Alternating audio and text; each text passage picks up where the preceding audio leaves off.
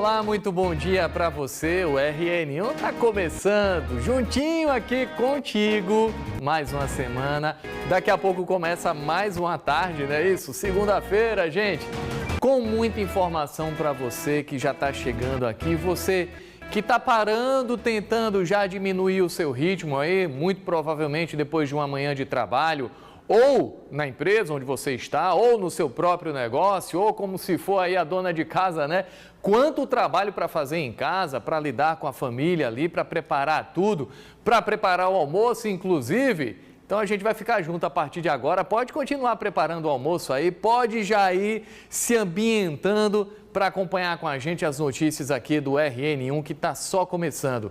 A gente começa inclusive com uma tragédia familiar, infelizmente, uma consequência dessa violência que se tornou tão frequente, tão banal em alguns casos, na capital potiguar. Um comerciante de 57 anos foi assassinado durante um assalto que aconteceu hoje, iniciozinho da manhã. Foi na Jaguarari, gente, no bairro de Lagoa Nova. E o que acontece? Normalmente os comerciantes que têm o próprio negócio, que têm um mercadinho muitas vezes no bairro, que tem ali com muito esforço nessa fonte de renda ligada à venda de produtos, eles acordam muito cedo, porque muitos deles, como é o caso desse comerciante aí, do Ricardo, de 57 anos, acordam cedo para ir à Ceasa, para comprar os produtos, para voltar e abrir o próprio comércio ainda cedinho. Foi exatamente nesse momento, nessa ida desse comerciante até a Ceasa, hoje pela manhã, por volta das 5 horas da madrugada, que ele foi surpreendido por bandidos que fecharam o carro dele aí, anunciaram assalto, ele tentou fugir e infelizmente acabou sendo baleado. E mesmo depois de balear esse comerciante, esse trabalhador de 57 anos, os bandidos ainda se aproximaram dele e exigiram que ele entregasse o dinheiro. Por isso que a gente falou aqui dessa banalidade, infelizmente, no tratamento com a vida, né? Os bandidos, simplesmente, a única coisa que eles queriam era o dinheiro. Não se importaram que era um pai de família, não se importaram que era um trabalhador que acordou de madrugada para ir tentar o sustento, os produtos para vender no mercadinho dele. E esse crime aconteceu muito cedo. Foi dessa forma que começou essa semana na capital potiguar, pelo menos do ponto de vista de notícia policial. A gente tem a reportagem completa e aí você vê o momento em que a esposa dessa vítima se aproxima. Quando ela soube o que aconteceu, obviamente entrou em desespero, ficou em choque e teve que ser contida ali pelos policiais. A gente vai trazer essas informações para você. Isso aconteceu hoje pela manhã e no fim de semana, infelizmente, também teve violência e dessa vez, de acordo com as autoridades policiais, o vídeo gravado de um celular mostra envolvendo torcidas organizadas. O que você está vendo aí é o momento em que um homem é espancado por vários outros homens. Isso aí aconteceu também em Lagoa Nova, na capital. Esses homens arrancam a roupa dele e levam embora. Ele fica só de cueca aí nesse vídeo. A gente borrou a imagem, obviamente. E o que acontece? De acordo com a Polícia Militar, existe sim a desconfiança de que essa agressão covarde aí, que foi praticada por pelo menos 11 pessoas, 11 homens, ela teria sido motivada por disputa entre torcidas organizadas de futebol em Natal. Lembrando que nesse fim de semana teve jogo do América com o Floresta pela Série D. Terminou o empate e o América acabou, por causa desse resultado aí, perdendo a oportunidade de subir para a Série C. E aí você pergunta, o resultado do futebol tem alguma coisa a ver com a agressão? Absolutamente nada. É porque a violência se tornou algo banal. Por que a gente está dizendo isso também? Nesse fim de semana também, né, com o jogo do América, circularam fotos exatamente de uniformes da torcida organizada do América, ou de alguns grupos de torcida organizada do América, que teriam sido retirados à força dos torcedores do América, como motivo de provocação e também de agressão. A gente vai trazer essas informações para você, porque, inclusive, a gente conversou com o pessoal do Ministério Público, que explicou o seguinte para a gente, o pessoal da assessoria explicou o seguinte: existem, inclusive, procedimentos que apuram, que investigam a atuação das torcidas organizadas aqui no Rio Grande do Norte. O Ministério Público, ele normalmente se envolve com aquilo que está dentro das atribuições do Estatuto do Torcedor, que é uma legislação federal que define os direitos e deveres, os limites para os torcedores. Quando a agressão, como um caso como esse aí, acontece no estádio ou próximo ao estádio, aí o Ministério Público pode investigar. Nesse caso, já estava um pouco mais distante. Normalmente, o que se espera aí é que a Polícia Civil investigue esse caso. Lembrando que também informação que foi prestada pelo Ministério Público. Se ficar comprovado que os torcedores ou os agressores realmente se reuniram, decidiram ali formar um grupo só para agredir, eles podem ser indiciados por crimes mais graves, como associação criminosa, além da própria agressão. Daqui a pouquinho a gente vai trazer mais informações sobre a violência envolvendo as torcidas. Só que tem um outro exemplo aqui também envolvendo torcida, é algo que infelizmente se tornou frequente e em outras épocas seria uma festa, seria uma coisa muito bonita de ver, mas infelizmente diante da pandemia ainda não dá para fazer, mas continua acontecendo, né, Rani? Bom dia. E aí, Murilo, bom dia para você, bom dia para quem está ligado aqui no RN1, boa semana para todo mundo. A gente começa registrando esses casos aí envolvendo a torcida, né? Ontem foi um jogo decisivo para o América, que infelizmente perdeu, na verdade empatou no jogo contra o Floresta e acabou aí sendo desclassificado, né? Acabou mais um ano, vai continuar aí na Série D do Campeonato Brasileiro. E essas imagens aí de desrespeito às regras sanitárias, de desrespeito ao uso de máscara e também ao distanciamento social. A gente está mostrando isso aqui de novo, isso já aconteceu em outros jogos agora recentes do América e a gente mostra justamente porque é um desrespeito à saúde pública, os estádios estão fechados para a entrada da torcida justamente para que a torcida não aglomere dentro dos estádios. Mas aí os torcedores americanos decidiram fazer isso aí na saída do CT, quando os jogadores estavam indo para a Arena das Dunas, eles acabaram fazendo esse ato de incentivo ao time, mas por outro lado de desrespeito às regras sanitárias e contribuindo para a proliferação do coronavírus entre os torcedores. E quando eles vão para casa também acabam levando, né? Se uma pessoa aí, em meio a essa multidão, tem o coronavírus, ele acaba passando para várias outras, depois essas pessoas vão para casa, levam para os parentes, e aí a gente relembra aqui, né, que o Floresta, inclusive, empatou com o América, mas como o time do Ceará tinha vantagem, o Floresta acabou subindo para a Série C. O time cearense até saiu atrás, mas conseguiu um empate lá na Arena das Dunas, fazendo com que o Alvirrubro de Natal acumulasse a 4ª eliminação consecutiva na Série D do Campeonato Brasileiro. Péssimo exemplo aí dos torcedores do América. Olha, vale a gente registrar, porque quando isso não acontecia, a gente também falou, mas como acontece agora, a gente fala também. Alguns torcedores, né, estavam de máscara, mas poucos. Eu ainda contei um apareceu ali que estava no poste, estava de máscara e tal. Mas a gente lembra que máscara, eu estou falando de alguns que estavam, né? A imensa maioria aparece aí, não dá para perceber ao certo, mas em alguns momentos em que eles aparecem de frente, muitos deles estão sem máscara. A gente lembra que a máscara é um dos pontos, um dos cuidados sanitários que a gente precisa tomar. Quando você tem aglomeração, quando você tem todo mundo gritando, né, aí empurrando o time, falando muito próximo, né, a máscara acaba tendo ali a eficácia dela muito diminuída. Isso se todo mundo tivesse de máscara, né? Como a maioria não está, realmente existe um risco muito grande de contágio. Murilo, e olha, os torcedores, claro, não gostam que a gente mostre aqui, que a gente fale que foi um péssimo exemplo, mas a gente falou disso quando teve aglomeração na campanha política, a gente falou disso quando teve aglomeração nas festas de final de ano. Quando teve aglomeração do ABC. Exatamente, não importa o clube, a gente mostra porque é um desrespeito à saúde pública. Nós ainda estamos num momento muito grave da pandemia do coronavírus, né? Nós vivemos no último mês de dezembro mais um pico da pandemia aqui no estado. Então, a gente tem que sempre falar, mostrar os casos de desrespeito às regras sanitárias, até porque se tem regra, se tem decreto estadual, se tem decreto no município para que não aconteça aglomeração, se tem a regra aí para que os jogadores não fiquem dentro do estádio justamente para não aglomerar, não é possível que os torcedores façam isso do lado de fora, na saída do CT. E é o nosso papel, né, Murilo? Como jornalista, a gente está aqui para falar, para cobrar, porque o que a gente mais quer aqui é chegar e dizer, olha, a pandemia acabou. Mas, infelizmente, isso ainda não aconteceu e a gente fala aqui como um alerta para todo mundo, né? É isso aí, disse tudo. Vamos para frente?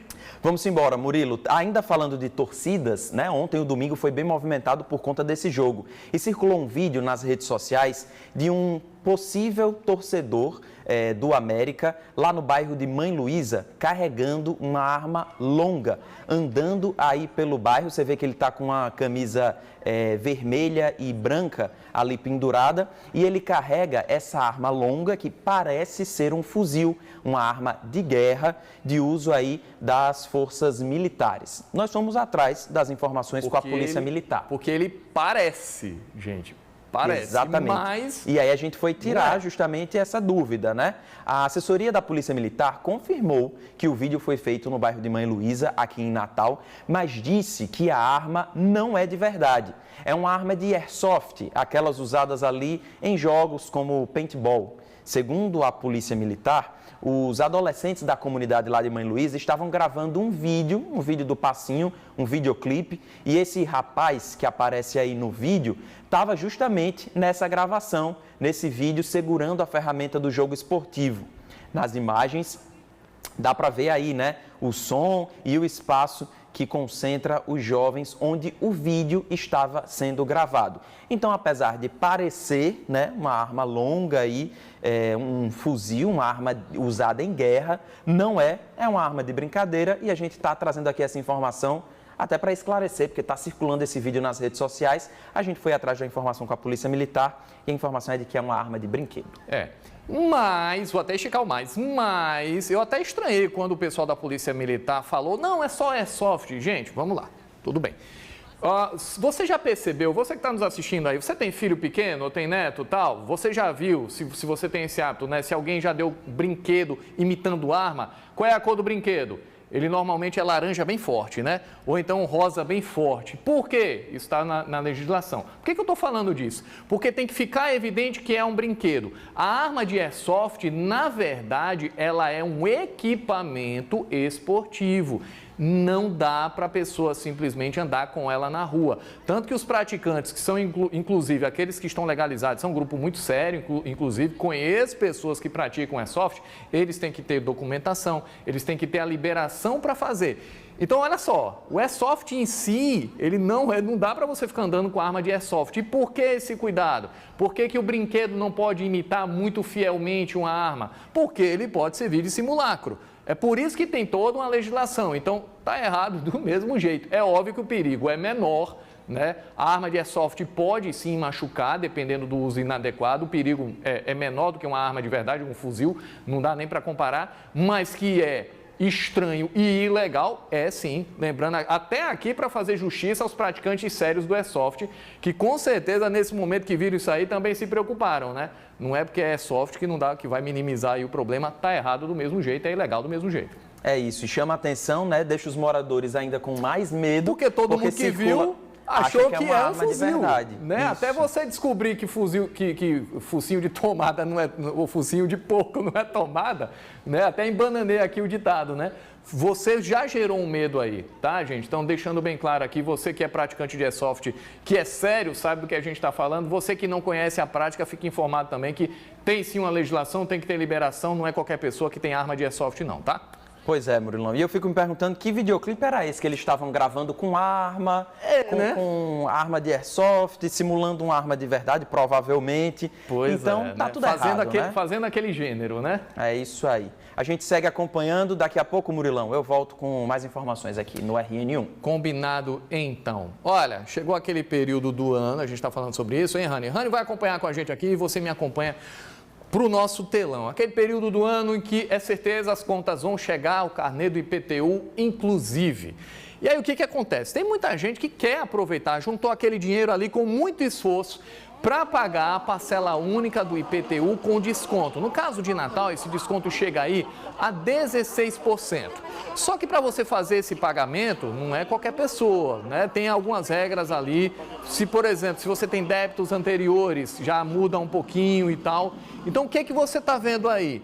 A fila de pessoas esperando para entrar na Secretaria de Tributação de Natal para bater um papo lá com o pessoal. Olha, eu quero desconto, mas eu preciso ajeitar aqui a minha situação. E aí deu esse resultado. Olha o tamanho da fila. Enquanto eu estou falando aqui, a gente está passeando na fila, né? É fila aí para virar o quarteirão, vai virar agora ali. Você está vendo aí essas imagens que foram feitas hoje pela manhã na Secretaria de Tributação de Natal, que fica na Rua Sul. E a gente está vendo, inclusive, um grande problema. A gente registrou lá com a América, registra aqui também. Nesse caso, mais uma vez, infelizmente, aglomeração. Quem vai para a fila acaba se envolvendo nesse tipo de situação, porque aí não tem distanciamento social, né? Você está vendo todo mundo muito próximo, também tem um risco de contágio. Fora isso tudo, né, você tem, inclusive, o desconforto, né, o transtorno para quem teve que enfrentar essa fila hoje pela manhã. O último dia do prazo para os contribuintes em Natal pagaram IPTU de 2021 com desconto de 16%. O negócio está apertado, todo mundo quer um desconto, é interessante. Mas aí, para chegar a esse desconto, muita gente entendeu, se viu obrigada a ir para a fila. A gente vai trazer mais informações daqui a pouquinho, inclusive para saber se realmente as pessoas precisam ir para a fila. Será que não dá para resolver pela internet? Claro, a gente aprendeu isso inclusive com o auxílio emergencial, né? Muita gente não tem acesso à internet. Muita gente até tem internet em casa, mas não tem um hábito de usar, precisa da ajuda ali de um filho, de um neto. Então, fica mais fácil para grande parte das pessoas. Você vê aí pessoas de uma certa idade já, na faixa dos 40, 50, 60 anos, até pessoas mais velhas. Então, para algumas delas, fica mais fácil ir até o local, mas tem o transtorno, tem o risco da aglomeração. Essa fila nem sempre fica completamente organizada, no geral está desorganizada, tem o desconforto para quem fica em pé. Então, com tudo isso aí, tem aglomeração, né? Como você está vendo aí nessas imagens. De acordo com a Secretaria de Tributação de Natal, a ideia era de que não existisse fila, uma vez que, conforme o órgão, né, de acordo com a Secretaria, os carnês foram enviados para as casas dos contribuintes pelos Correios e tudo pode ser resolvido à distância. Mas, na prática, os usuários afirmaram que não conseguiram realizar o pagamento, muitos não receberam o carnê pelos Correios e nem conseguiram pegar esse carnê pelo site. Daqui a pouquinho a gente traz a reportagem completa. Você viu aí, né? Muita gente reclamando dessa chamada exclusão digital, né? Quem tentou, não conseguiu ali pela internet, não chegou, o carnê não chegou também, então tem que ir até a secretaria e aconteceu isso aí. Daqui a pouquinho você vai conferir com a gente aqui essa reportagem completa. E agora tem os detalhes, gente, sobre um latrocínio que aconteceu hoje, bem no início da manhã, em Natal. Um comerciante que foi morto durante um assalto a caminho da Ceasa. Confere aí. O crime foi no bairro Lagoa Nova. Nessa Kombi, um comerciante dirigindo e o funcionário no banco do passageiro seguiam pela avenida.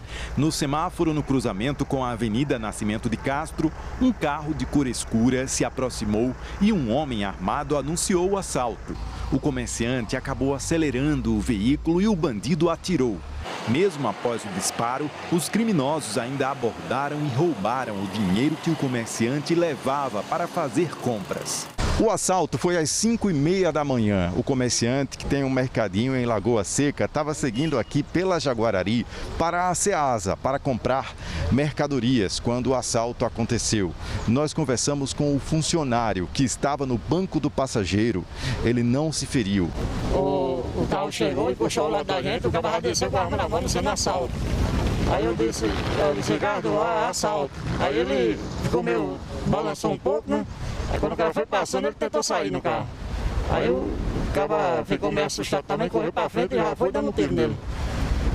Levou o dinheiro? Aí deu o tiro, aí quando ele conseguiu sair com o carro de lá de baixo até aqui em cima. Quando chegou aqui em cima, eles pararam de novo e pediram o dinheiro a ele. Ele ainda estava reagindo também ao tiro. Cara, eu quero o dinheiro. Ele foi botar a mão na roupa e deu a bolsa a ele. Mesmo baleado, ainda entregou o dinheiro? Eu que ele ia tirar mais nele, ia tirar mais. A polícia militar fez o isolamento e durante o trabalho da perícia do ITEP e de levantamento de provas da Polícia Civil, a família do comerciante chegou à cena do crime. Os policiais tentaram acalmar e afastar a esposa do comerciante, mas não teve como. Ela estava inconformada. A vítima foi identificada. É Ricardo Marques de Araújo, de 57 anos. Tem muito jovem, tem muito novo. Foi a única pessoa que eu tive na minha vida. Então a gente trabalhava muito para ganhar o pão de cada dia. Muito responsável, muito organizado. Era tudo para mim.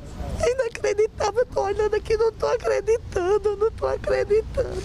A Divisão de Homicídios e Proteção à Pessoa começou a investigação. É um local bem movimentado, né?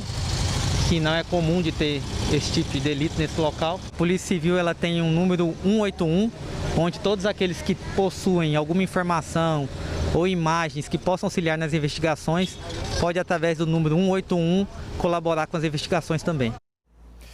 Aí, deixa eu conversar aqui ao vivo com o Kleber Teixeira, que tem mais informações sobre esse caso. Aconteceu hoje pela manhã, por volta das 5 horas da manhã. Muitas vezes é muito em cima para que haja algum tipo de avanço nas investigações, mas a gente já atualiza para saber se a Polícia Civil já tem pista desses assaltantes, desses assassinos. Kleber Teixeira. Murilo, boa tarde para você, boa tarde a todos. Por enquanto, as características do carro, né? As testemunhas disseram, o próprio funcionário do seu Ricardo também viu que era um carro escuro, estava muito cedo ainda, o sol ainda estava clareando, então por enquanto a polícia está trabalhando com essas poucas pistas e está atrás das câmeras de segurança ali da Avenida Jaguarari. Tem muitos estabelecimentos comerciais com vigilância eletrônica, nós já estivemos lá na Avenida Jaguarari, tem alguns estabelecimentos que apontam ali para o semáforo no cruzamento exatamente da Avenida Jaguarari com a Nascimento de Castro, onde o fato começou. O anúncio do assalto foi realmente ali na faixa de pedestres. Enquanto o sinal estava fechado, a vítima acabou acelerando e indo um pouco mais para frente. Por isso que na imagem a gente vê o carro, a Kombi, mais ali no meio do quarteirão, no sentido da CEASA, a Central de Abastecimento. Nós estamos aqui no ITEP, o Instituto Técnico e Científico de Polícia. O corpo do Ricardo continua aqui. Os peritos já concluíram os exames periciais que são feitos no corpo. Realmente o tiro foi disparado, né? O bandido estava no lado do motorista, foi disparado aqui da esquerda para a direita, perfurou o braço e entrou aqui, transfixou o tórax do Ricardo, que não teve ali muito tempo de reação. O funcionário ficou desesperado, tentando desbloquear o celular do Ricardo, que estava com a senha, ele já sem conseguir ali responder, ele pediu ajuda, ficou desesperado. Foi uma situação aí muito tensa, como nós pudemos acompanhar na reportagem. O Ricardo, então, acabou morrendo lá mesmo na direção da Kombi, sem tempo de ser socorrido. A família ainda não tem informações do sepultamento, do velório e do sepultamento. Eles estão aí providenciando toda essa questão. Agora está sendo aguardada, sim, a família aqui no ITEP para fazer a liberação do corpo. A investigação inicial foi aí feita pela Divisão de Homicídios e Proteção à Pessoa lá na cena do crime. O delegado Riscliff Factori, que coletou aí os dados dessa investigação inicialmente, conversando com a família e com as testemunhas ali na Avenida Jaguarari, mas a investigação segue num quadro preliminar. Aí eles estão levantando então essas pistas. Eu até vi o ângulo ali das câmeras de segurança de alguns estabelecimentos comerciais, mas o pessoal está dependendo da empresa de monitoramento para fazer aí realmente a localização dessas imagens que mostram o momento desse crime tão trágico que terminou aí com a vida, que acabou com a vida desse comerciante que tem um mercadinho muito conhecido, popular ali em Lagoa Seca, um comércio ali tradicional, familiar, A esposa aí deu esse depoimento para a gente, né, Murilo? Emocionante. A gente continua então acompanhando para saber se vão surgir novos fatos, novidades com relação a esse caso a partir de agora. Murilo. Valeu então aí, Kleber Teixeira, obrigado pelas informações, a gente continua acompanhando. Kleber, só para lembrar aqui, você falou, não são muitos os detalhes que a Polícia Civil tem até aqui, mas sabe pelo menos algumas características do carro dos bandidos, não é isso? Você pode repetir para a gente essas características? De repente, alguém que está nos assistindo aí, viu um veículo parecido, em atitude suspeita, passando ali pela Jaguarari no horário aproximado, toda informação é importante para a investigação, né? Há umas informações que se contradizem, né? Algumas pessoas dizem que era um Monza escuro, um Monza modelo antigo. Outras testemunhas também dizem que era um Corolla escuro. Fato é que realmente é um carro, né, desses mais longos, não é um carro hatch, é um carro desse da mala mais estendida, um carro de cor escura. Quem tiver informações é só ligar para o 181, o Disque Denúncia da Polícia Civil. Essas informações, esses dados são preciosos nesse trabalho de investigação da Polícia Civil. Você pensa aí que um detalhe mínimo não vai ser importante, mas chega uma informação que a polícia acaba aí dando seguimento a essa investigação, e essa pista pode sim ajudar a elucidar esse latrocínio, que é um roubo seguido de morte do seu Ricardo Marques, de 57 anos, que deixou a esposa e toda uma família aí enlutada. Eles não tinham filho, mas a esposa aí realmente estava muito abalada, e foi uma cena, Murilo, horrível de presenciar lá no momento que a esposa chegou inconformada, tentando ver o corpo do marido. A gente até tentou falar para ela se afastar, guarda a imagem dele vivo, né? Guarde as boas lembranças, mas ela estava em choque realmente, não tem como controlar uma situação dessa, e todo mundo que testemunhou, tanto a Polícia Militar, a Polícia Civil, nós da imprensa, ficamos todos muito abalados lá com essa situação, e a gente continua acompanhando. É isso, valeu então, obrigado pelas informações, Kleber Teixeira. A gente está acompanhando sim na torcida pelo prosseguimento, conclusão das investigações e prisão dos responsáveis por esse crime aí. Deixa eu falar agora aqui ao vivo com Ayrton Freire, que está acompanhando a liberação de um trecho aí daquelas obras do gancho de Igapó, na expectativa também de que tudo isso melhore a vida de quem passa aí, quem enfrenta todos os dias praticamente, Ayrton Freire, os congestionamentos nesse trecho. A gente está nessa expectativa e já quer conferir como é que ficou aí. Diga aí, Ayrton, boa tarde para você. Para a gente começar a conversar com ele.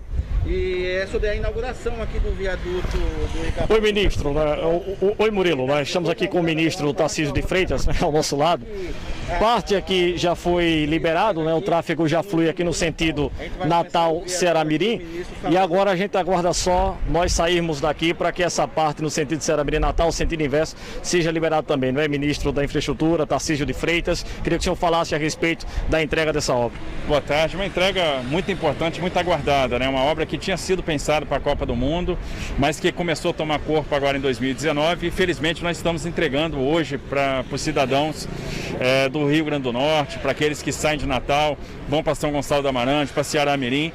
Uma obra importante para o desenvolvimento econômico, do ponto de vista social, que vai melhorar muito a questão da mobilidade urbana e vai ajudar inclusive a questão do aeroporto. Ministro, 50 mil veículos por dia, de acordo com estimativas do próprio DENIT e do próprio Ministério, trafegam por aqui, né? Ou seja, isso prova a importância que o senhor falava.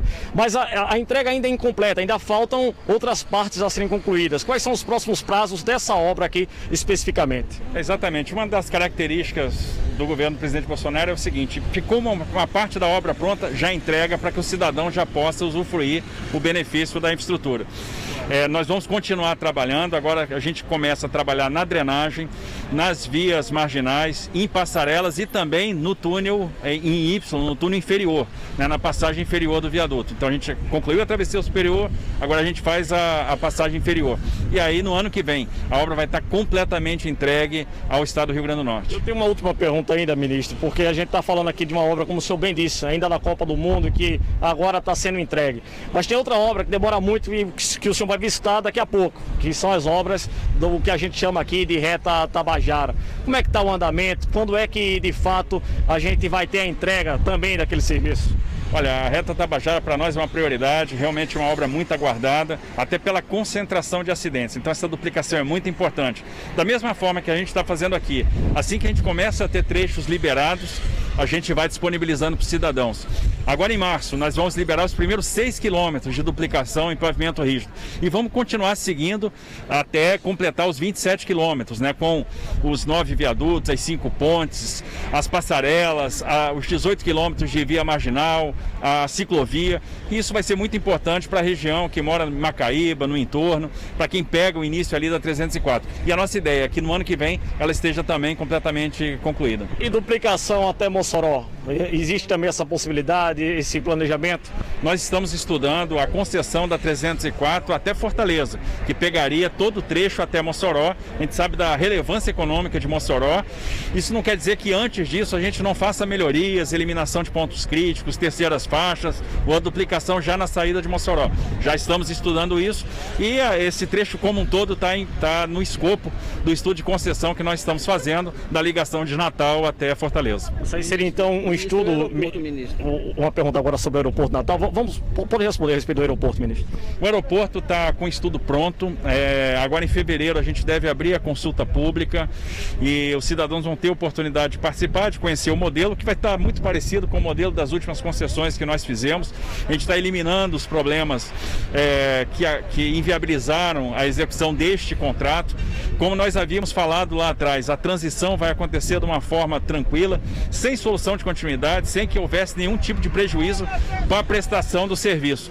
E aí, ainda esse ano, nós vamos licitar o aeroporto de São Gonçalo do Amarante. O senhor falava também, né, de concessão da obra, né, na Reta Tabajara, né, da via até Fortaleza, né, como o senhor bem disse.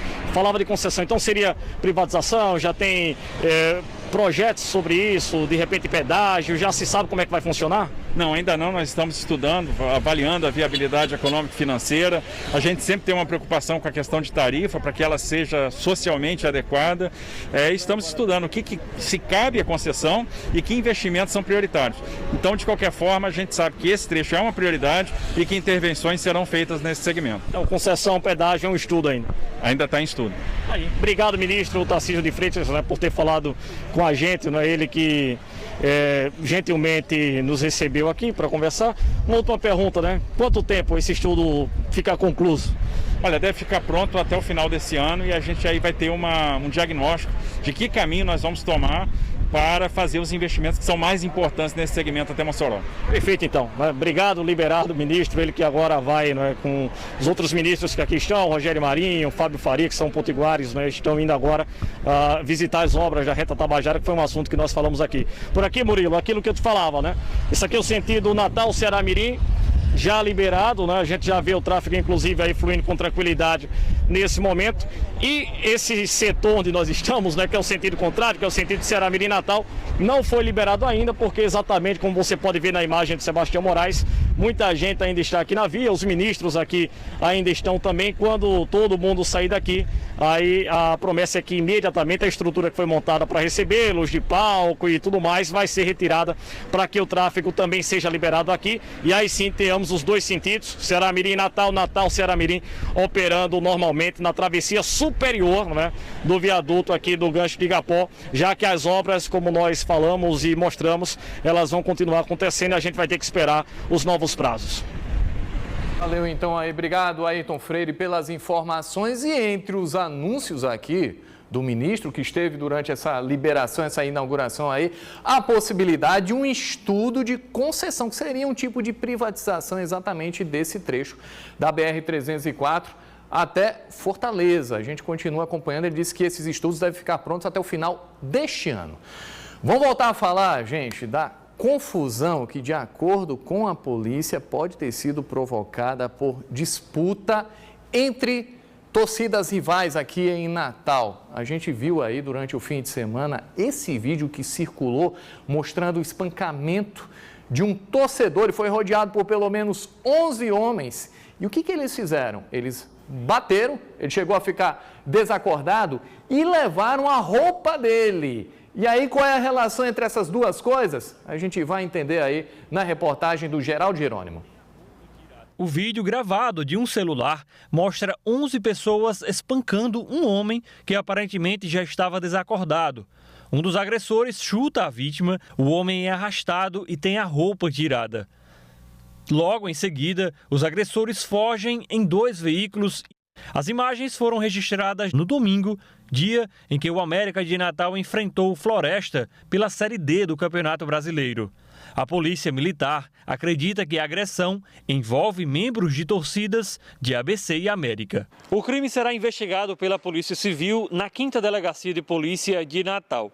Nas redes sociais circulam imagens de uniformes de uma torcida organizada do América sendo exibidos no chão. Em uma foto, há uma faixa de uma outra torcida organizada do ABC por cima de um boné. Antes do jogo entre América e Floresta no domingo, a Polícia Militar realizou algumas abordagens a torcedores do América que se reuniam para assistir o jogo, mas nada foi encontrado e ninguém foi preso. A gente continua acompanhando, inclusive, esses atos de violência que podem envolver torcidas rivais e que existe uma dificuldade em muitos desses casos.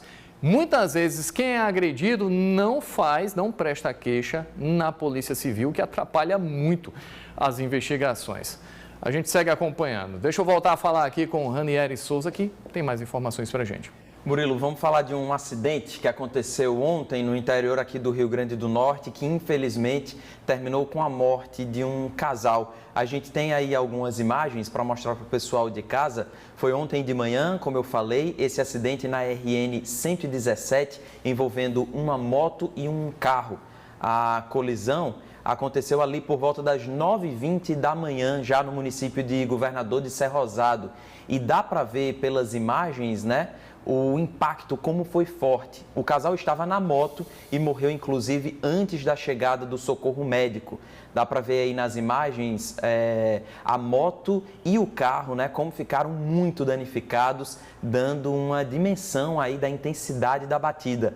Segundo a Polícia Militar, o motorista do veículo teve apenas escoriações leves. As causas do acidente ainda serão investigadas. As vítimas, né, o casal que estava na moto, foram identificadas aí como Maria Damiana de Oliveira, de 45 anos, e o homem, o Rivonildo Alves de Oliveira, de 47 anos. Dá para ver pelas imagens, pista simples, os 2 veículos aí provavelmente bateram de frente, então tudo leva a crer que foi uma possível ultrapassagem, né? Claro, a polícia ainda não afirma isso, que as causas ainda estão sendo apuradas, mas geralmente é o tipo de acidente que a gente mostra aqui quando tem pista simples, algum tipo de ultrapassagem e os 2 veículos acabam batendo de frente. É por isso que toda vez que a gente tem oportunidade, a gente questiona, a gente pergunta para as autoridades quem deve investir na segurança nas rodovias federais, estaduais, quando é que vai duplicar? A gente está falando direto, né, Rani? Por exemplo, na BR-304, reta Tabajara, a importância de você ter uma pista com melhor estrutura, duplicada, porque ajuda a prevenir esse tipo de acidente. A pista simples, você tem realmente ali, basta um descuido, às vezes uma imprudência, às vezes não dá para dizer sorte ou azar ou coisa semelhante, mas é muito fácil que aconteça esse tipo de acidente, a chamada batida frontal, e normalmente são acidentes muito graves, tanto que esse casal aí acabou morrendo. É por isso que a gente perguntou lá para o ministro, né? O Ayrton perguntou, e aí, a duplicação daqui, Natal, Mossoró, Fortaleza, né? Tem essa perspectiva, está tudo em estudo, porque existe sim a necessidade de que as rodovias tenham uma melhor estrutura para prevenir esse tipo de acidente. E você vê aí, né, o acidente aconteceu 9h20 da manhã. Então, aquele cuidado maior você tinha que claridade, tem à noite, né? Você tem claridade. Né? Isso não evitou que acontecesse essa batida e, infelizmente, que esse casal perdesse a vida. Mas é como o Murilão falou, né? Prestar atenção na estrada para que acidentes como esse não aconteçam. É isso aí. Rani, daqui a pouquinho a gente volta a conversar. A Polícia Civil de Macaíba prendeu 5 suspeitos de envolvimento na morte do jovem Alisson Rafael, de apenas 15 anos. Ele desapareceu na quarta-feira passada e foi encontrado morto no dia seguinte em uma região de mata. A polícia acredita que o adolescente foi assassinado porque publicou uma foto nas redes sociais fazendo um gesto parecido com o de uma facção criminosa. Segundo a polícia, a vítima não tem envolvimento com crime organizado. Confere a reportagem. Os 5 suspeitos do provável crime de execução contra Alisson Rafael foram presos ao longo do último sábado. Segundo o delegado de Macaíba, que investiga o caso, um deles confessou ter matado o jovem de 15 anos na última quarta-feira. A ação foi intitulada de julgamento pelos criminosos após Alisson Rafael tirar uma foto fazendo um sinal com a mão que poderia representar uma outra organização criminosa. O corpo foi encontrado em uma área de mata fechada próxima às margens da BR-304 em Macaíba.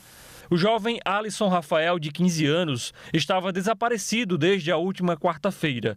As buscas foram iniciadas na quinta e só na sexta pela manhã o corpo foi encontrado. Alisson Rafael não tinha registro de alguma infração contra ele. Há indícios de que o jovem foi executado em razão de ter feito um gesto que simboliza para os criminosos uma facção criminosa. Entretanto, do trabalho investigativo que a gente realiza há mais de 2 anos na cidade, não há nenhum indício, nenhuma indicação que aponte esse jovem como praticante de qualquer crime ou mesmo como integrante de qualquer facção criminosa ou mesmo bando criminoso da cidade de Macaíba. Um garoto, um adolescente, uma criança que não tem envolvimento com nada, com nenhum tipo de facção nenhuma, vício nenhum ele tinha também. Simplesmente eu que, para mim, querer levar isso aí por causa de uma simples foto que tirou com uma outra colega aí, e começou de quarta-feira em diante, começou essa tristeza aí, essa fatalidade. Tá aí, deixa a gente voltar a conversar aqui com o Ranieri Souza, que vai trazer mais informações policiais aqui pra gente. Murilo, moradores do alto de um prédio lá na Avenida Jaguarari conseguiram registrar, flagrar o momento do roubo de uma moto lá na Avenida Jaguarari, aqui em Natal, ontem de manhã. Confere aí nas imagens que você acompanha nesse momento. É bem ali no início da Avenida Jaguarari. Quem vem ali do prolongamento da Prudente de Moraes para pegar a Jaguarari. Foi por volta das 7h30 da manhã. E os bandidos são esses aí que aparecem já tentando empurrar a moto no momento após em que eles anunciaram o assalto, mandaram a vítima sair correndo e eles aparecem empurrando ali embaixo, ó. Você tá vendo? Dá para ver aí que, inclusive, na sequência, eles vão fugir por uma rua de barro que aparece no lado direito do vídeo. Olha ali embaixo, os bandidos empurrando a moto. Se puder tirar a tarja, acho que fica melhor para ver. Agora tá dando para ver, né? Na rotatória aí, um bandido empurrando para que a moto pegasse ali e eles conseguissem fugir. E agora sim, eles pegam aí essa rua de barro, no início da Avenida Jaguarari, para fugir depois de terem roubado o motociclista. De acordo com a vítima, um deles estava armado, anunciou o assalto no meio da rua, viu, Murilo? No meio da Avenida Jaguarari, mandou a vítima correr e aí, na sequência, um deles vai empurrando a moto e eles conseguem fugir levando o veículo. Se você tiver qualquer informação dessa moto que foi roubada ou desses bandidos que aparecem aí nas imagens, você pode ligar para o 181, que é o Disque Denúncia da Polícia Civil, ou para o 190 da Polícia Militar. Eu estava me localizando aqui, pelo que eu entendi, né, Rani, isso aí é já você chegando naquela rotatória que para o lado direito dá acesso aos bairros de Cidade Nova, Nova Cidade, lado esquerdo é subindo Integração, como quem vai ali para a Cidade Satélite. Prolongamento da Prudente. Isso, prolongamento da Prudente, Cidade Satélite. Eu fiquei com a impressão que eles roubaram a moto lá em cima, né? Na Integração, não é isso? Eles roubam, na Avenida Integração, exatamente. Já e aí eles vêm descendo para Jaguarari, não é isso? E o vídeo foi feito justamente por esse morador que já estava prestando atenção na ação desses dois bandidos. Ele disse, esses dois são ladrões porque justamente eles estavam já querendo fazer abordagens a alguns motociclistas já que tinham tentado ali.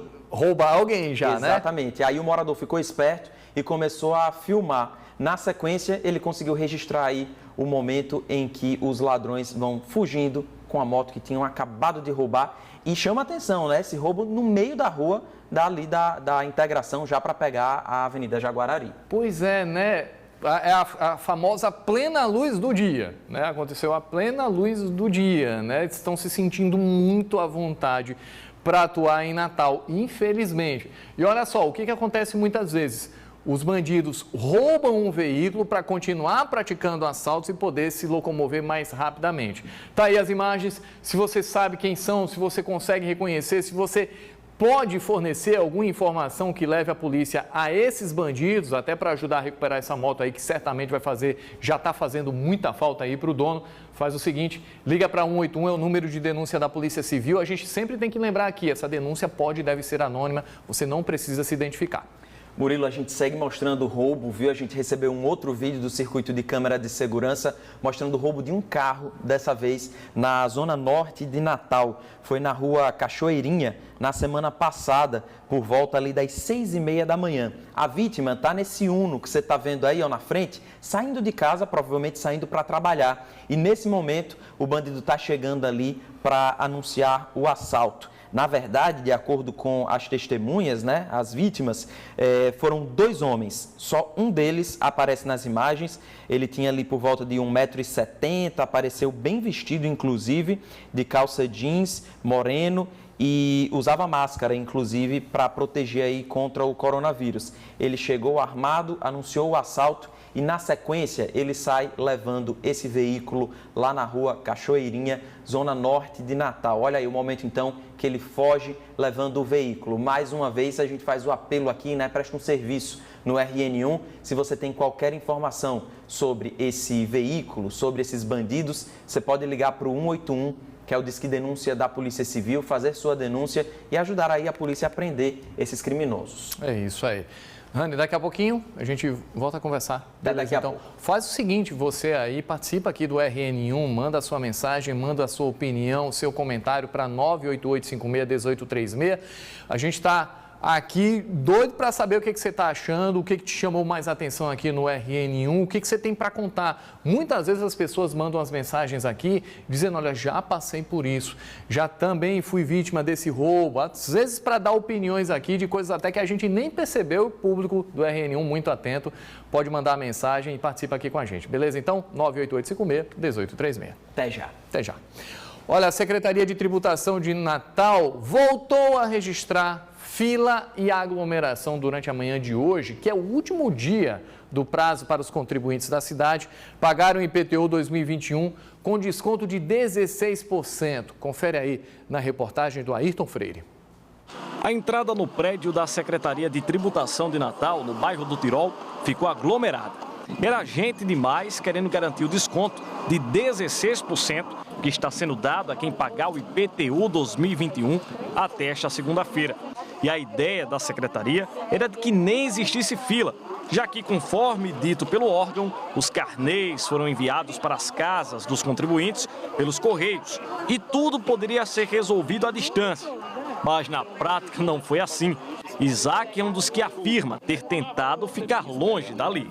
O correio não entregou o carnê ali na área de Candelária. Alguns vizinhos receberam e eu não recebi, né? E eu quero pagar com desconto, né? E tem que vir aqui. Se vou para a internet não fosse trava. No meu computador, para mim, trava. Eu vou para lá e puxa, não sai. Aí eu perdi a paciência e vim, né? Porque é a única maneira de eu vir para conseguir o desconto, que é até hoje. Dona Maria passou pela mesma situação. Não chegou o carnê dela, não conseguiu pela internet, decidiu também que não ia ficar na fila por ser perigoso por causa da pandemia. Eu vou embora e volto de meio dia para ver se melhora, porque eu sou cardíaca, sou diabética, não vou ficar nessa multidão para arriscar pegar o vírus. Se a fila estiver menor, bem, se não tiver, fica novamente pendente e aí eu vou perder os 16%. E no caso de quem não tem acesso à internet? Seu Benedito é um desses e já perto dos 80 anos também estava enfrentando a fila. É falta de quê? De respeito, de organização que não tem. Ninguém se interessa por fazer isso. Ninguém se interessa por fazer nada pelos idosos. Eles consideram os idosos como um lixo. A minha opinião é isso. Ele não respeita. O atendimento aqui no prédio da Secretaria de Tributação acontece até às 2 horas da tarde. Quem não conseguir pagar com desconto até esta segunda-feira precisará ficar atento às datas de vencimento, que de acordo com a própria Secretaria são as seguintes: o dia 22 de fevereiro para quem tem imóvel na Zona Sul ou na Zona Leste e o dia 22 de março para os contribuintes das zonas Norte e Oeste. Para evitar mais aglomeração, a Secretaria de Tributação pediu que os contribuintes deixassem para resolver pendências em outro dia, devido à demanda desta segunda. E hoje, assim, é o dia para você pagar o banco, não mais para resolver problemas aqui. Eu já vi que o decreto previa que qualquer problema teria que ser resolvido até a sexta-feira passada, dia 8. Dona Socorro afirma que tentou resolver anteriormente, mas não conseguiu. Voltou nesta segunda e desistiu. Eu vim sexta-feira. Quando eu cheguei aqui, já estava a fila grande. Estava muito grande a fila. E os idosos, muito idoso, no sol. Já pensou você ir pagar, querer pagar o IPTU e você sair daqui, vem a primeira vez, vem a segunda e não tem sucesso nenhum? Pois é, tudo isso que a gente está vivenciando desde o ano passado, que são limitações impostas pela Covid-19, pela pandemia, esse incentivo que a gente use mais os canais digitais, que a gente use mais a internet, tudo isso deixou muito evidente a dificuldade de grande parte da população para usar esses canais. Tem muita gente que nunca precisou usar a internet, que sempre que precisou, que teve a necessidade, foi até a secretaria e foi lá e resolveu. A gente já viu essas filas anos atrás. O que acontece, o que mudou é que elas não podem mais acontecer. Não pode mais ter aglomeração. A gente está tendo que aprender muito rapidamente e ter que pensar em soluções mais rápidas também para atender essa população que nunca usou e não necessariamente tem a obrigação agora do nada de aprender a usar a internet, de enfrentar esse novo conhecimento. Nem todo mundo tem alguém em casa para explicar, nem todo mundo tem um filho ali disponível para mostrar como é que tira o carnê, como é que resolve isso, como é que liga. Precisamos pensar em outras soluções para esse público que até aqui enfrentou durante a vida inteira a exclusão digital. Não dá para esperar e jogar em cima do público a culpa de não ter tido essa adaptação na secretaria. A gente continua acompanhando, está todo mundo interessado e é o direito dele sim de ter o desconto aí de 16% sim no pagamento à vista do IPTU. Agora tem que ter condição para que isso aconteça com segurança sanitária, inclusive. Olha, falando em fila, olha o que aconteceu, gente. Um homem morreu na fila da Caixa Econômica em Currais Novos. O Hugo Andrade vai contar essa história. Como é que foi isso, Hugo? Boa tarde. Oi, Murilo, muito boa tarde para você, boa tarde para todo mundo que está aqui com a gente no RN1. Olha, de acordo com a polícia, a morte desse homem não tem nenhuma relação com o tempo em que ele estava esperando na fila da Caixa lá em frente à agência da Caixa Econômica lá em Currais Novos. Segundo a polícia, seu Erlenilson Matos Nogueira, de 58 anos, ele chegou por volta das 6 horas da manhã na fila, falou com as pessoas que estavam lá e depois de pouco tempo ele caiu no chão e começou a se debater, passando mal. Nesse momento, a polícia foi até o local, isolou a área, esperando a chegada do socorro, mas quando a equipe médica chegou, o homem já tinha morrido e aí o corpo dele precisou ser levado para o ITEP. O ITEP agora deve fazer as investigações por meio de exames para saber a causa da morte desse homem que teve aparentemente um mal súbito lá nessa fila, né, em frente à Caixa Econômica da cidade de Currais Novos. Então, as causas dessa morte ainda vão ser investigadas, Murilo. Então, valeu, Hugo. Obrigado pelas informações. Olha, deixa eu voltar a conversar aqui com o Ranieri Souza, porque tem comentário aqui do pessoal que está acompanhando o RN1. Muitos comentários, viu, Murilão? O pessoal de casa participando aqui do RN1, a gente começa lembrando, né, o caso triste de um comerciante que foi morto hoje de manhã. Ele estava indo trabalhar na Ceasa e foi assassinado na Avenida Jaguarari. A polícia investiga como latrocínio, que é o roubo, a tentativa de roubo seguido de morte. e muita gente falando aqui da tristeza desse caso, né? Olha aqui esse telespectador dizendo triste ver essa senhora, né? A esposa, no caso da vítima, chorando a perda do seu marido em plena Avenida Jaguarari, que é uma avenida de movimento intenso, né? Ali, 7 horas da manhã, já tem muito movimento. Foi um detalhe, inclusive, que o próprio delegado, o Heathcliff Factori, que é o delegado que assumiu esse caso aí, ele chamou a atenção, porque foi no início da manhã, 5 horas da manhã. Gente, já tem pessoas trafegando por aí, você tem vários prédios, é praticamente no meio da cidade esse trecho aí, ó, depois desse semáforo, a abordagem dos bandidos aconteceu no semáforo e aí não se tem plena certeza, né, se o comerciante se assustou ali e acabou acelerando, a gente nunca tem a plena certeza de como é que vai ser essa reação, mas o que aconteceu, no momento em que ele acelerou a Kombi, ele acelerou o veículo, o bandido disparou uma vez. Ele foi ferido ali e ainda assim o bandido não fugiu, eram 2 bandidos, né, num carro de cor escura. E aí eles pararam na frente e exigiram que ele entregasse o dinheiro. E aí esse momento triste, desesperador, a gente mostra que, né, há sempre um conflito interno de coração, né, da equipe para mostrar esses momentos, né, mas a gente está mostrando esse momento de sofrimento da família que representa, de certa forma, o sofrimento de várias e várias famílias que têm perdido entes queridos para a violência no Rio Grande do Norte.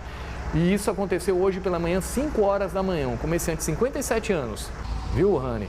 Mercadinho em Lagoa Seca, estava saindo de casa cedo, ia lá comprar os produtos, na sequência ia voltar para casa, abrir o mercadinho, oferecer esses produtos para ter a renda para a família e foi mais uma vítima da violência, infelizmente.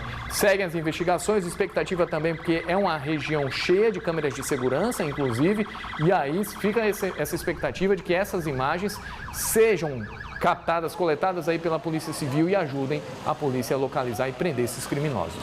Tá aí o Kleberson, tá falando como um todo ali, o pessoal que vai para a Ceasa ou que volta da Ceasa logo cedo e que tem que lidar com essa insegurança. Ele diz, inclusive, que trabalha na Ceasa e quem sai de casa às 2 da manhã para ir lá até a central de abastecimento, sabe que não tem polícia na rua. Diariamente tem assalto, segundo ele, dentro, fora também, ali para quem está esperando para entrar na Ceasa, tem assalto, justamente porque os comerciantes, tanto quem vende como quem vai comprar para depois revender os produtos, tem que chegar muito cedo, Exato. né? Ali ainda na madrugada. Então o Kleberson está alertando para essa insegurança de quem vai para a Ceasa todo dia, acaba enfrentando, né, Murilo? É bem lembrado aí, viu, Kleberson? Porque o pessoal que vai para a Ceasa, que trabalha na Ceasa, muitas vezes já chegou bem mais cedo. A Ceasa abre às 3 horas da madrugada, em condições normais. No feriado para o Ano Novo, que essas compras se intensificaram, abriu às 2 da madrugada. Então você imagina a pessoa fazer isso todo dia. É muito pesado e de quebra ainda tem o perigo do lado de fora para quem está chegando ou saindo da Ceasa.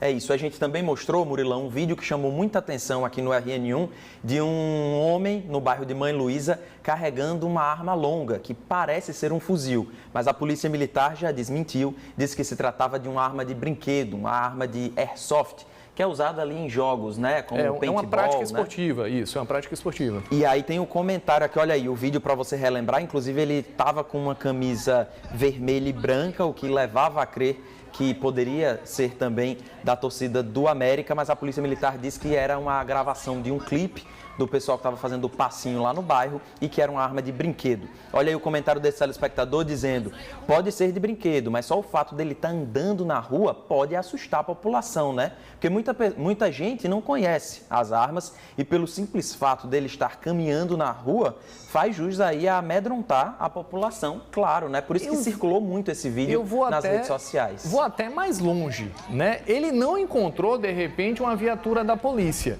De longe, gente, a arma de airsoft, para quem não conhece, ela é por fora muito, mas muito semelhante a uma arma original.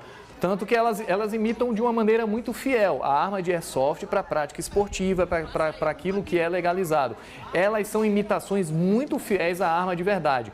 O que você acha que uma viatura da PM, por exemplo, que estivesse passando por aí, qual era a impressão do PM? De longe você não percebe, ele ia mandar parar. Ele ia muito provavelmente ali ter uma reação de ameaça. Então o próprio jovem, e aí a gente não conhece quem é essa pessoa, a gente não sabe, não dá para perceber aí, né?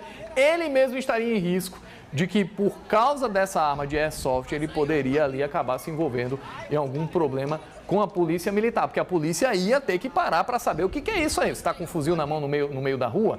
Lembrando que, até comentei isso aqui no início do jornal, tá? Airsoft é uma prática esportiva, isso não é necessariamente um brinquedo, tem que ter autorização para usar, não dá para ficar andando com isso na rua. É por isso que essa imagem é muito estranha. Onde é que ele conseguiu? Ele tem autorização? Tá na rua? Tá errado, a gente já sabe. Então, merece aí um olhar mais especial por parte da polícia para esse tipo de caso, sim. É isso. E para finalizar aqui essa rodada de comentários, a gente mostrou agorinha a fila, né? Um desrespeito com o contribuinte que queria pagar o IPTU. A Secretaria de Tributação de Natal registrou mais um dia de filas, de aglomeração. Gente que queria pagar o IPTU com o desconto ali na cota única, desconto que vai até hoje só de 16%, inclusive muitos idosos aí, como a gente viu na reportagem do Ayrton Freire. A Odila Costa mandou aqui pra gente um comentário dizendo o seguinte: eu tô triste porque queria pagar o IPTU, mas não consigo, não sei mexer na internet, assim como muitas pessoas. Seria bom se a prefeitura enviasse como era antes, né? Um mês antes, pelo menos, aí, os carnês. Até agora, não recebi. Está aqui a reclamação da Odila. A Secretaria de Tributação, viu, Odila e pessoal de casa, disse que sim, enviou os carnês pelos Correios, mas a gente também viu na reportagem muita gente dizendo que não recebeu. Exato. Por isso que foi até lá pessoalmente, né, para tentar resolver a situação e não perder, Murilo, o desconto de 16%, que pode fazer muita diferença. Nossa, né? Você imagina aí como é. Não tá fácil para ninguém, não. 16% é sim um desconto muito interessante e muito bom. Mas é aquilo que a gente estava questionando antes, né, Rani? Existe sim uma grande parte da população que não usa a internet, que tem lá o hábito sim de receber o carnê. Dona Odila, que até disse que está nesse grupo aí do pessoal que não usa a internet, não tem esse hábito, está acostumada a receber o carnê. É a esse público que você tem que ter uma atenção especial sim, que normalmente são pessoas que já têm uma certa idade. Então tá aí, não receberam? Tinha que ter esse informe antes. Ela disse, olha, costumava chegar um mês antes, chegou agora em cima da hora, muita gente acabou não recebendo e perdeu o desconto ou teve que enfrentar essa fila aí. Só para encerrar rapidinho, a Alessandra de Capim Macio disse também, ó, o carnê do IPTU não chegou para ninguém no meu prédio. Mais um Só caso. conseguimos pegar pagando, aliás, só conseguimos pagar pegando o boleto na internet. Deviam enviar com antecedência, né, para as casas o boleto impresso, ia ajudar muito, né, Alessandra? E como uma das entrevistadas do Ayrton falou, é o pessoal querendo pagar. Imagina, né? Você quer pagar e você enfrenta essa dificuldade todinha. Tá difícil. Não, mas por experiência própria, eu sei que quem vai pagar muitas vezes sofre muito, viu? É verdade. Nunca entendi isso não, tá? Olha, intervalo para tomar aquela aguinha. O RN1 volta já.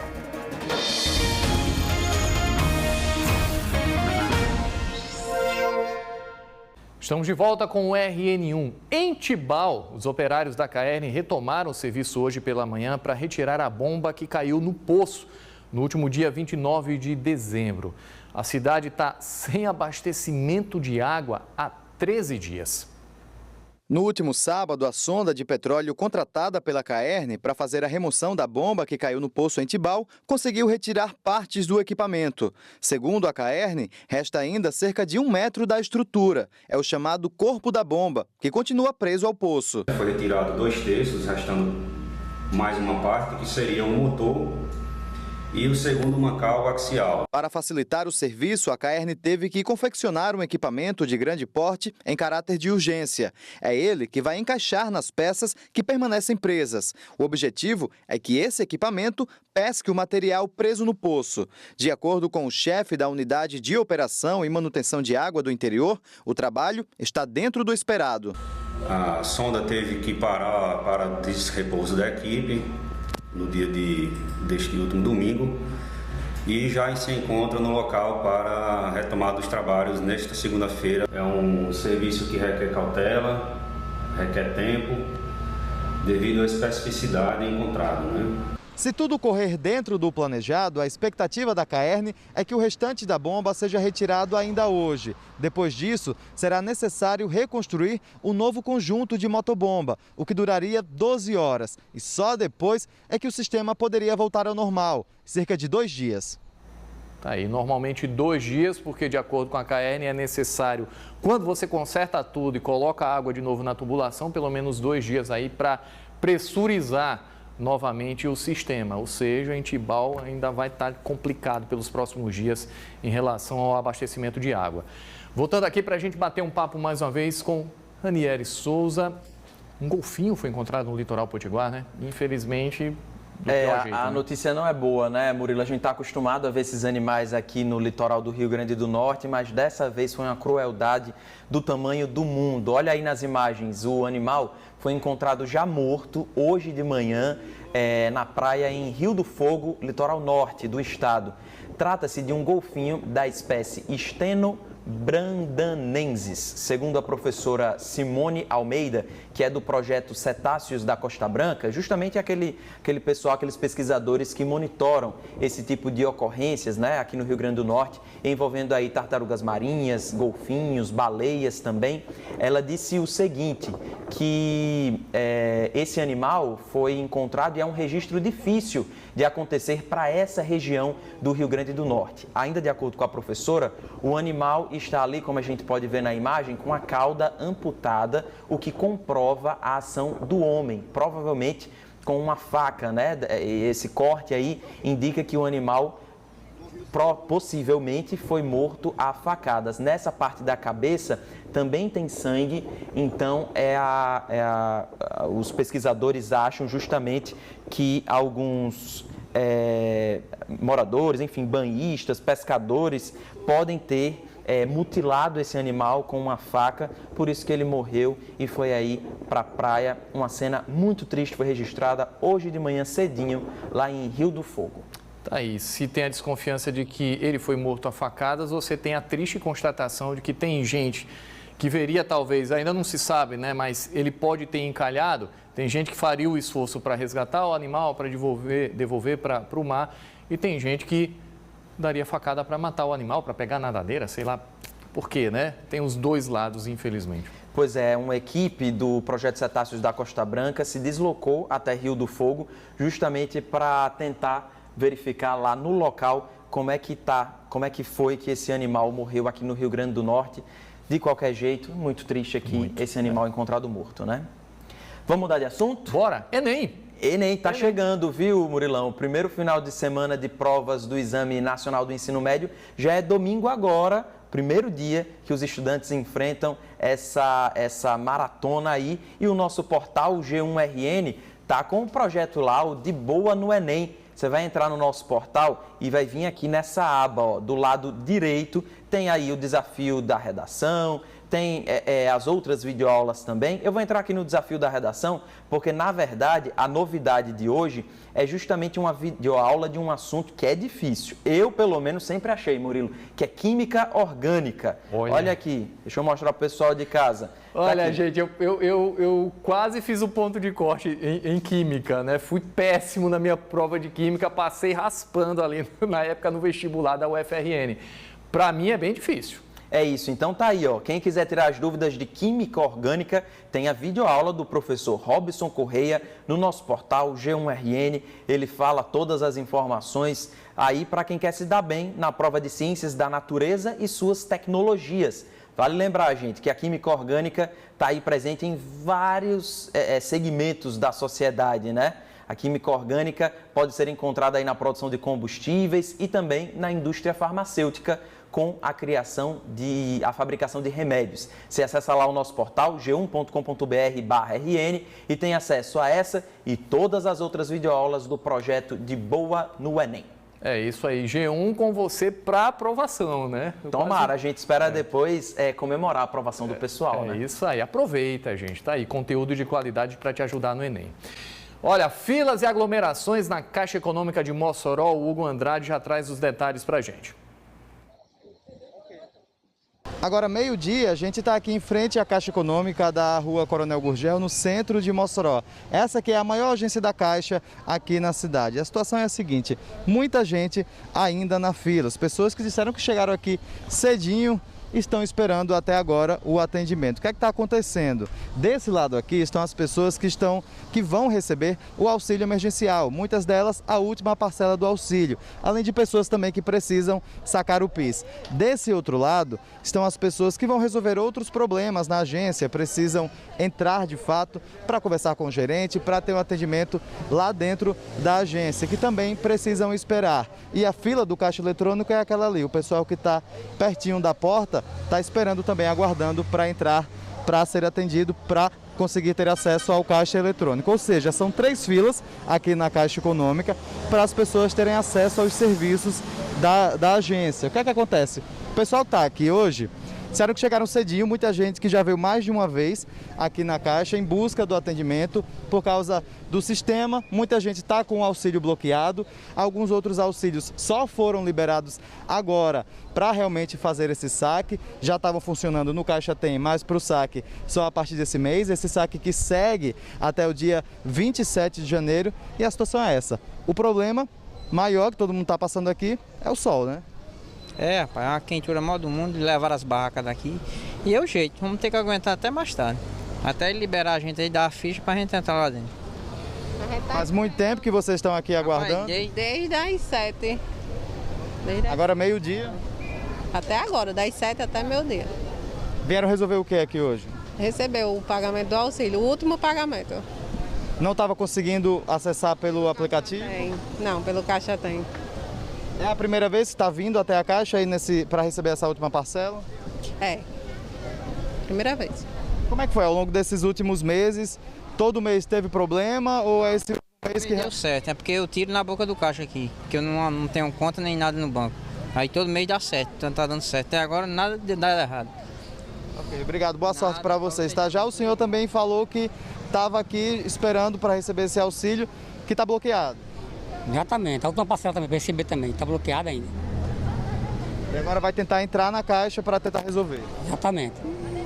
E o sol forte está pegando aqui realmente para o pessoal, é o sol forte. Aqui tinham tendas ao longo de toda a pandemia, nos meses em que as pessoas precisavam retirar o auxílio, e essas tendas ficavam exatamente aqui nesse local onde a gente está, mas essas tendas foram retiradas. O senhor, inclusive, em outras oportunidades veio até aqui, ficou embaixo das tendas? Eu vinha uma segunda vez aqui, tinha uma tendazinha aqui, a gente ficava embaixo aqui, dava até para amenizar a gente aqui, mas agora depois disso aqui a gente ficou assim, nessa situação aqui. Muita quentura, sede, é isso mesmo, vamos tentar aí, ver se dá certo. Olha, difícil demais, desrespeito, inclusive. Aliás, isso aconteceu direto, né? Era no isso ano que eu ia passado, dizer. Né? Esse auxílio emergencial começou com um problema, com dificuldade. Você viu aí a última parcela, nem na última parcela o pessoal conseguiu aí receber de forma digna, né? Com o atendimento da Caixa Econômica respeitoso. Mas você vai sempre cair nessa questão que do ano passado para cá não foi resolvida e não é algo que se resolve facilmente. Muita gente, um deles conversou ali com o Hugo, né, Rani? Eu não tenho conta, eu não tenho acesso a isso e tal, vou para a boca do caixa, dessa vez não deu certo e tal. Muita gente está fora desse sistema e acaba sendo obrigada a passar por esse sofrimento e, em vários aspectos, desrespeito com o cidadão, né? Por meio de nota, a Prefeitura de Mossoró disse que a empresa contratada retirou as tendas sem aviso prévio e que o município já determinou a reinstalação dessas estruturas em frente à Caixa Econômica Federal da Rua Coronel Gugel. Mas a nota não disse um prazo de quando as tendas serão recolocadas. A gente também procurou a Caixa Econômica Federal para saber, né, mais informações, detalhes sobre essa dificuldade dos usuários, das pessoas que precisam do auxílio emergencial, mas a Caixa não se posicionou, não se pronunciou sobre o problema. O Ayrton Freire continua acompanhando a expectativa aí para a liberação de um trecho do viaduto no Gancho de Igapó. Teve presença dos ministros do governo federal, inclusive. A perspectiva aí de projetos para a BR-304, entre Natal e Fortaleza, passando por Mossoró. E a gente quer ver como é que está nesse momento. Já liberou, Ayrton?